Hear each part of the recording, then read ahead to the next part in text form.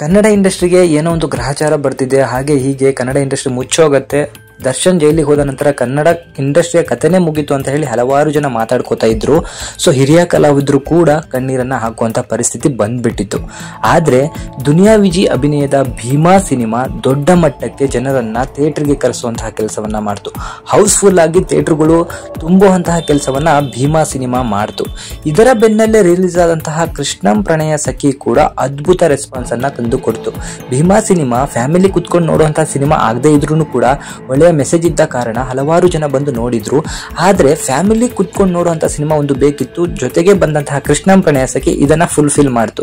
ಜನ ಥಿಯೇಟರ್ಗೆ ನುಗ್ಕೊಂಡು ಬಂದ್ರು. ಸಿಕ್ಕಾಪಟ್ಟೆ ಒಂದು ದೊಡ್ಡ ಮಟ್ಟದ ಯಶಸ್ಸನ್ನ ಈ ಎರಡು ಚಿತ್ರಗಳಿಗೆ ಕೂಡ ಕೊಟ್ರು. ಆದ್ರೆ ಈ ಚಿತ್ರದಲ್ಲಿ ಇಬ್ಬರು ನಟಿಯನ್ನ ಹೊಂದ್ಕೊಂಡಿದ್ದಾರೆ. ನಾಯಕ ನಟಿಯಾಗಿ ಬೇರೆ ರಾಜ್ಯದ ಹುಡುಗಿಯನ್ನ ಹಾಕೊಂಡ್ರೆ, ಹಾಗೆ ವಿಲನ್ ರೋಲ್ ಆಗಿ ನಮ್ಮ ರಾಜ್ಯದ ನಟಿಯಾದಂತಹ ಶರಣ್ಯ ಶೆಟ್ಟಿ ಅವರನ್ನ ಹಾಕೊಂಡಿದ್ದು. ಸೊ ಶರಣ್ಯ ಶೆಟ್ಟಿ ಅವರು ಇತ್ತೀಚೆಗೆ ಒಳ್ಳೆ ಹೆಸರನ್ನ ಮಾಡ್ತಿದ್ದಾರೆ. ಅದರ ಜೊತೆಗೆ ಸಿನಿಮಾದ ಸಕ್ಸಸ್ ಅನ್ನ ನೋಡ್ಲಿಕ್ಕೆ ಅವರು ಥಿಯೇಟರ್ಗೆ ಎಂಟ್ರಿ ಕೊಟ್ಟಾಗ ಅಲ್ಲಿ ಸೆಲೆಬ್ರೇಷನ್ ನಡೀತಾ ಇರ್ತದೆ. ಆ ಸಮಯದಲ್ಲಿ ಒಬ್ಬ ಅಭಿಮಾನಿ ಶರಣ್ಯ ಶೆಟ್ಟಿಯನ್ನ ಗಟ್ಟಿಯಾಗಿ ಅಪ್ಕೋಬಿಡ್ತಾನೆ.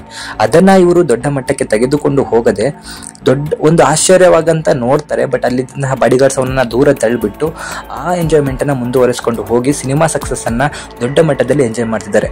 ಕನ್ನಡ ಸಿನಿಮಾಗಳನ್ನ ದಯವಿಟ್ಟು ಪೈರಸಿಯನ್ನ ಮಾಡದೆ ಥಿಯೇಟರ್ಗೆ ಹೋಗಿ ನೋಡಿ.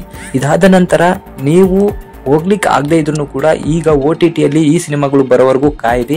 ದಯವಿಟ್ಟು ಯಾರೂ ಕೂಡ ಪೈರಸಿನ ಮಾಡ್ಲಿಕ್ಕೆ ಹೋಗಬೇಡಿ. ಕನ್ನಡ ಇಂಡಸ್ಟ್ರಿ ಬೀಳುವಂತಹ ಸ್ಥಿತಿಗೆ ಬಂದಾಗ ಈಗ ಎದ್ದು ನಿಂತಿದೆ.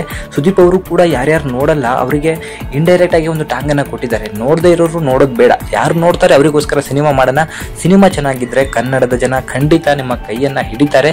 ಸಿನಿಮಾಗಳನ್ನ ಮಾಡ್ಕೋತಾ ಹೋಗಿ. ಹಾಗೆ ಸಿನಿಮಾಗಳಲ್ಲಿ ಒಳ್ಳೆಯ ಮೆಸೇಜ್ ಅನ್ನ ಇಟ್ಟಿರುವಂತಹ ಸಿನಿಮಾಗಳನ್ನ ದಯವಿಟ್ಟು ಮಾಡಿ. ದುನಿಯಾ ವಿಜಿಗೆ ಎಲ್ಲರೂ ಕೂಡ ಹ್ಯಾಟ್ಸಾಪ್ ಹೇಳಬೇಕು. ಯಾಕಂದ್ರೆ ಬಿದ್ದೋಗುವಂತಹ ಪರಿಸ್ಥಿತಿಯಲ್ಲಿದ್ದಂತಹ ಇಂಡಸ್ಟ್ರಿಯನ್ನ ಕೈ ಹಿಡಿದು ಮೇಲಕ್ಕೆ ಎತ್ತಿದ್ದಾರೆ.